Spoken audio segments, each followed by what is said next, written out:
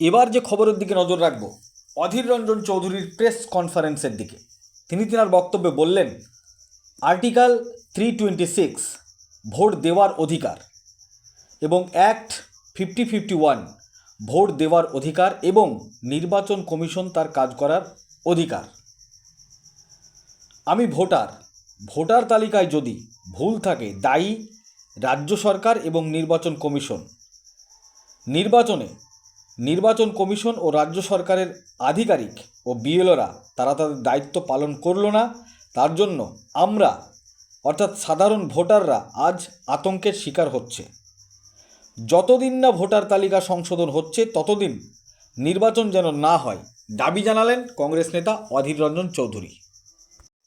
নির্বাচনে ভোট দেওয়া, নির্বাচনে ভোটে দাঁড়া, এটা ভারতবর্ষের সংবিধান আমাকে আপনাকে দায়িত্ব দিয়েছে। আর্টিকেল 324, 325, 226 সব মিলিয়ে একদিকে নির্বাচন কমিশন আর একদিকে নির্বাচক মণ্ডলী, তাদের সমস্ত অধিকার সুনিশ্চিত করা হয়েছে সংবিধানে।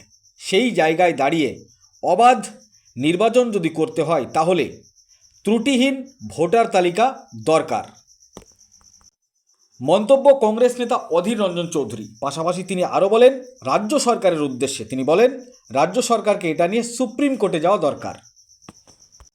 আমিও সুপ্রিম কোর্টে যাচ্ছি জনগণের স্বার্থে। বিস্তারিত কি বলেছেন শোনাবো আপনাদের। এই ভিডিওটি যারা দেখছেন ভিডিওটি শেয়ার করবেন, চ্যানেলটি লাইক করবেন আর সাবস্ক্রাইব করবেন। আই লাভ মাই ইন্ডিয়া, মেরা ভারত মহান। কারণটা খুব সহজ। যে যাই আমরা করি না কেন, আমাদের সংবিধানের যে বেসিক ফিচার, মূল যে আমাদের সংবিধানের প্রতিপাদ্য, তা হলো এই যে ভারতবর্ষের বৈধ ভোটাররা ভোট দেবে। বৈধ ভোটারদের ভোট কেড়ে নেওয়ার অধিকার নেই। আর্টিকেল 326 আমরা ভোট দেওয়ার অধিকার অর্জন করি। রিপ্রেজেন্টেশন অফ পিপল অ্যাক্ট 5051 আমরা ভোট দেওয়ার অধিকার অর্জন করি এবং নির্বাচন কমিশন তার কাজ করার অধিকার অর্জন করে। ভালো কথা, কিন্তু এটা ফ্রি অ্যান্ড ফেয়ার ইলেকশন, অবাধ নির্বাচনের নির্বাচক মন্ডলীর তালিকা ছাড়া কি সম্ভব? বলুন। অবাধ নির্বাচন, ত্রুটিহীন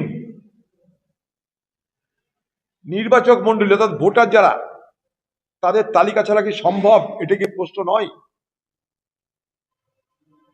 আমি ভোটার, সাপ্লিমেন্টে যদি আমার নাম না থাকে আমি ভোটদান থেকে বঞ্চিত হব। তার জন্য কি আমি দায়ী? তার জন্য দায়ী নির্বাচন কমিশন, দায়ী রাজ্য সরকার। রাজ্য সরকারের বিএলও, এআরও, এইআরও, ডিএম তারা তাদের দায়িত্ব পালন করলো না। নির্বাচন কমিশন তারা তাদের দায়িত্ব পালন করলো না। মাঝখান থেকে আমরা যারা সাধারণ ভোটার, তারা তাদের এই উদাসীনতা, তাদের অহমিকার লড়াই, তাদের সংঘাতের শিকার হচ্ছি। লক্ষ লক্ষ সাধারণ ভোটার, তাদের যদি নাম বাদ যায় তাহলে সে ভোট করা না করা সমান বলে আমি মনে করি।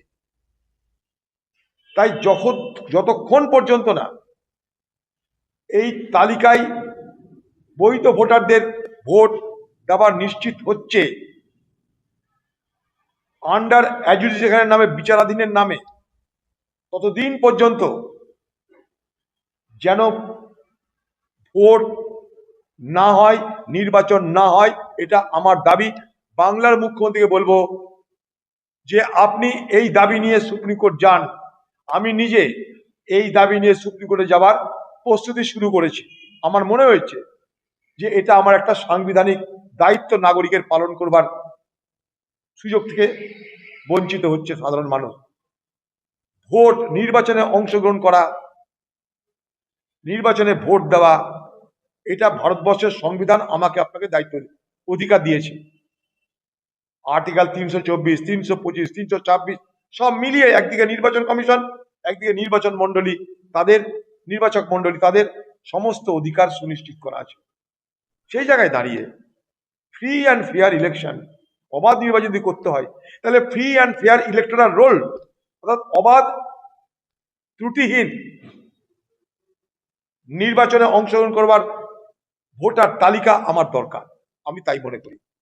এটা নিয়ে কিন্তু রাজ্য সরকার উচিত সুপ্রিম কোর্টে দরবার করা। এর আগে মুখ্যমন্ত্রী গেছেন সুপ্রিম কোর্টে, সহজ করার বদলে আরো জটিল করে নিয়ে এসছেন। এবার গিয়ে মানুষের অধিকার সুপ্রতিষ্ঠিত করুন। ধর্নায় বসে নাটক না করে সুপ্রিম কোর্টে যান। ধর্নায় বসে নাটক করে 2021-এর ভোট যেমন এনআরসি ভার্সেস এনআরসি হয়েছিল, আমি এনআরসি আনবো, আমি এনআরসি রুখবো, এবার আবার সেটাকে ঘোরানো হচ্ছে আমি এসআইআর আনবো, আমি এসআইআর থেকে রক্ষা করব। এই নির্বাচনের এই ন্যারেটিভ, এই ভাষ্য তৈরি করা হচ্ছে, কিন্তু সাধারণ মানুষের অধিকারকে সুনিশ্চিত করার কোনো প্রয়াস আমরা দেখতে পাচ্ছি না।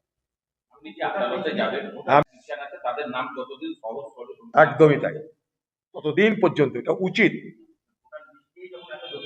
ভোটার লিস্টে যখন জটিলতা, দেখুন ভোটার লিস্টে ছোটখাটো ইনপারফেকশন, ছোটখাটো ভুল ত্রুটিতে ঠিক আছে নির্বাচন কমিশন তার অধিকার আছে, সে ভোট ডিক্লেয়ার করতে পারে, কিন্তু এত বড় বিষয়টা 60 লক্ষ মানুষের ভবিষ্যৎ ঝুলছে, এত লক্ষ লক্ষ মানুষের ভোট দেওয়ার অধিকারকে যদি আমরা সুনিশ্চিত করতে না পারি, তাহলে এই ভোটের কি মানে থাকে বলুন? কি মানে থাকে এই ভোটের?